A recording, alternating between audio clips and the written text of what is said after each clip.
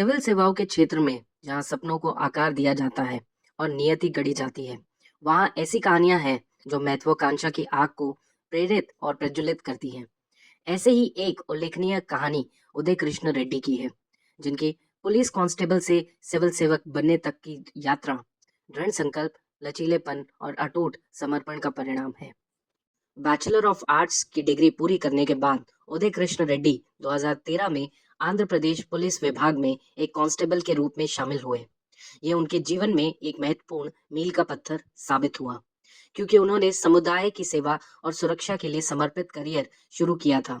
हालांकि एक कांस्टेबल के रूप में उनकी यात्रा चुनौतियों से भरी हुई थी।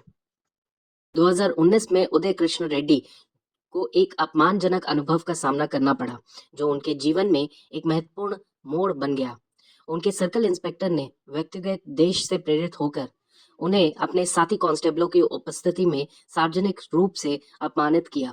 इस घटना ने उदय पर गहरा प्रभाव डाला और उनके भीतर कुछ बड़ा करने के लिए प्रयास करने की तीव्र इच्छा जागृत हो गई।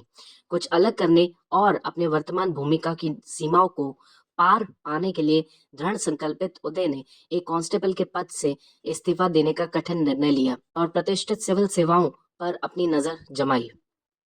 उदय कृष्ण रेड्डी का यूपीएससी परीक्षा पास करने और आईएएस अधिकारी बनने का संकल्प उनकी प्रेरक शक्ति बन गया। सफलता की राह शायद ही कभी आसान होती है और उदय कृष्ण रेड्डी को अपनी यात्रा में कई बाधाओं का सामना करना पड़ा। 2019, 2021 और 2022 में अपने शुरुआती प्रयासों में असफलताओं का सामना करने के बावजूद वे लगे रहे और अपने सपनों को छोड़ने से इनकार कर दिया। उदय की दृढ़ता और लचीलेपन ने उनकी अंतिम जीत में महत्वपूर्ण भूमिका निभाई। प्रत्येक असफलता के साथ उन्होंने मूल्यवान सबक सीखे, अपनी रणनीतियों को बेहतर बनाया और पहले से कहीं अधिक मजबूत और दृढ़ निश्चयी बनकर उभरे।